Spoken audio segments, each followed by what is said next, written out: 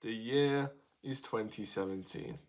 Everton have just finished 7th in the Premier League table.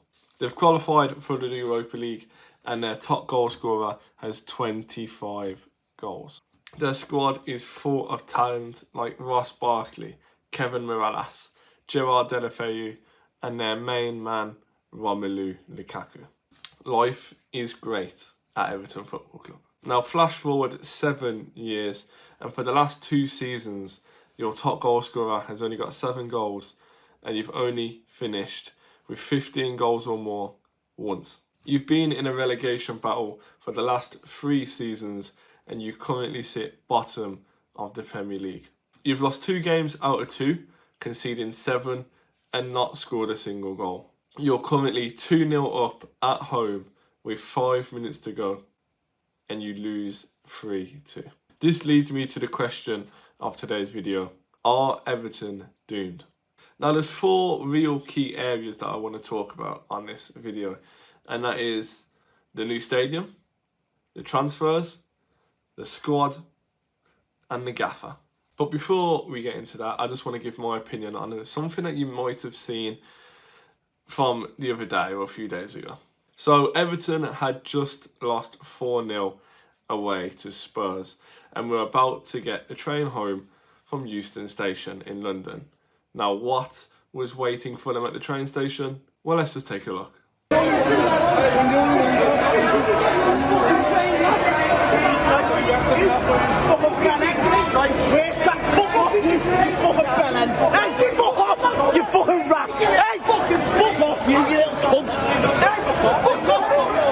Now, a lot of people have been giving Everton fans stick for this, saying, you know what, it's not going to make anything better.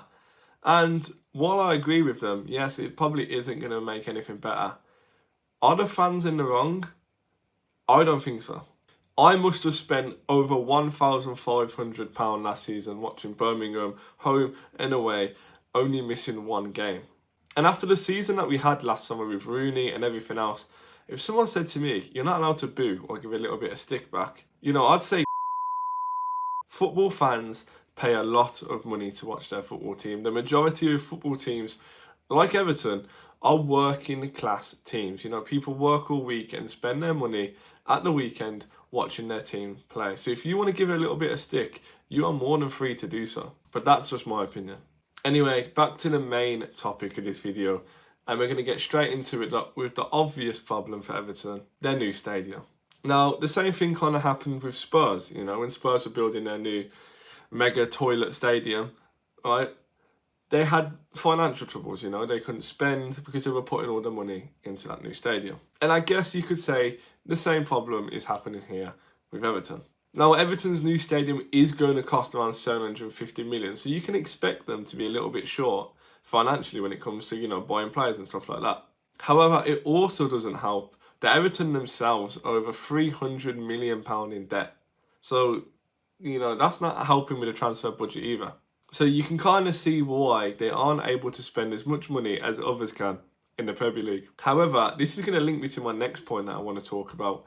In the last 5 seasons since the announcement of the stadium was made, they've still spent 231 million. Now this averages about 46 million a season. Now the problem isn't how much they're spending, it's what they're spending on.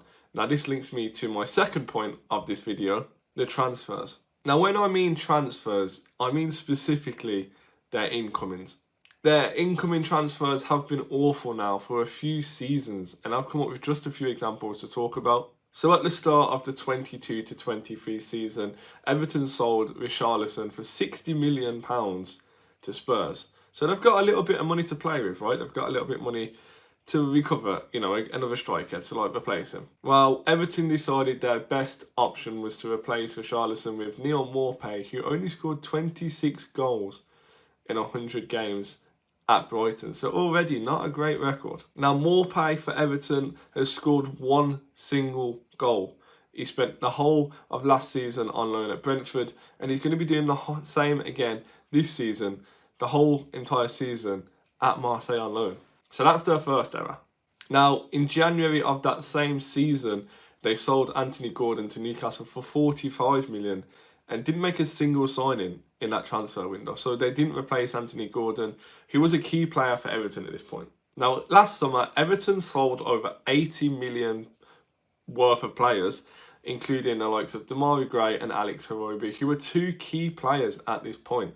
And they only really replaced them with Beto. That's it. Beto. So no replacement for Gordon or Gray or Iwobi, but you've just spent £20 million on a striker who doesn't really have the best of records anyway in a lower Portuguese league. But, you know, they've signed a striker. Surely that's going to help, right? Well, Beto has scored just 3 times in 30 games for Everton, and it doesn't look like he's going to be playing much this season either, because Calvert-Lewin is the preferred option. So again, Everton have sold over 70 million worth of players, including their main, midfielder really, Amadou Onana. Now, who did Everton go and replace Onana with? 21-year-old Tim Eberbunam. Now, do not get me wrong, he's a good little player. He was impressive last season at QPR. But is he a direct replacement for Onana? I don't think he comes close. They also did sign Iliam Ndiaye, who was impressive at Sheffield United a few years ago, but again, he only scored 3 goals for Marseille last season. Overall, the investment and recruitment in the last 4 or 5 years has just been awful. They haven't replaced the key players that they've sold at all, despite getting some pretty big transfer fees, and the players that they have brought in just haven't hit the expectations. So now let's move on to our third topic, the squad. Now, I do just have to give a little bit of credit here to Jordan Pickford, because if it wasn't for him, Everton would have been gone about 2 or 3 seasons ago. So Jordan Pickford's the only one really that I can give a little bit of credit to. But when you're playing in the Premier League in 2024 and your 2 centre-backs are James Tarkowski and Will Keane, that's how you know you've got an issue. Bearing in mind they've just spent 12 million on a centre-back from Lyon, Lewis O'Brien, and you're still using Michael Keane and James Tarkowski, you can't really ask for help. It's not just the defence though, because honestly at the top of the pitch, the front 4 is just as bad. Now, Jack Harrison and Dwight McNeil aren't bad footballers. They were both good at Leeds and Burnley when they played there. But they're not Premier League level. They're Championship level midfielders. Or if they are Premier League players, they're going to be for a promoted side. They're not going to be like, a regular wide player or midfielder if you're looking to push up the table or be secure in the Premier League. You're then having to rely on Abdoulaye Doucouré to play as a number 10 behind a striker, and let's just be honest, that's not going to work. He's not that kind of player. Now, he was decent at Watford, yes, and he was an Everton hero, I guess. He kept him up on the last day of the season a few seasons ago, but he's not a Premier League midfielder, especially playing as a number 10 behind a striker. And finally, Dominic Calvert-Lewin. Now, I do feel sorry for him a little bit. He has had a lot of injuries, but he is 27 now, and he's not going to be getting any fit anytime soon. Now, in 1920, he scored 15 goals, and 2021, he scored 21 goals. But in the next 3 seasons, well, the last 3 seasons, I guess you could say, he's only scored 5, 2, and 8 goals. Now, if that is the record of your striker that you're relying on every week to score you goals, then you are in serious, serious trouble. He's only scored 69 times in over 250 games for Everton, and unless you want to be battling relegation every season, that's not good enough. Oh, and if you're still playing Ashley Young at left back in 2024, then you just deserve to be relegated. I think it's just as simple as that. But now, let's move on to the final topic of this video, the gaffer. Now, do not get me wrong, I think Sean Dyche is such a good manager. I think he's very likeable. I think he's no nonsense. I think he's a good football manager.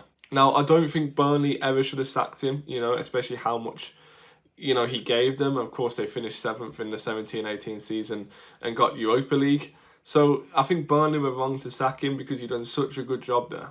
But as much as it is proper football, his style of play, his no-nonsense Brexit football, just can't be used anymore today. Football has developed so much in the last few years, and the way players are using, different formations and different tactics and ideas from different managers, Brexit football isn't going to work anymore. Now, I really do hope he turns it around at Everton, because it'd be such a shame for him to lose his job, because he is a really, really good manager and I am such a big fan of his. But Everton have been on the decline for a few seasons now. It's not just his fault. I mean, look, Frank Lampard had an unbelievable, awful record there.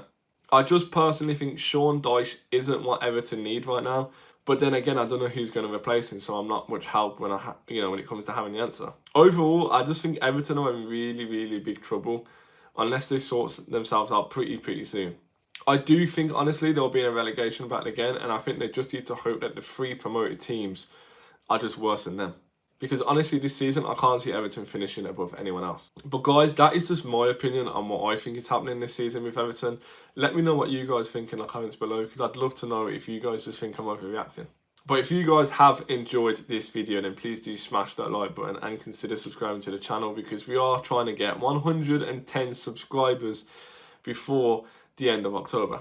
And if you guys do want to see more content like this, check the link in the description to the Premier League playlist, because I make a few other videos like this, and I've got a lot more ideas coming out soon. But guys, thank you so much for taking the time out of your day to watch this video. I really do appreciate it. Make sure you stick around, and I promise you won't regret it.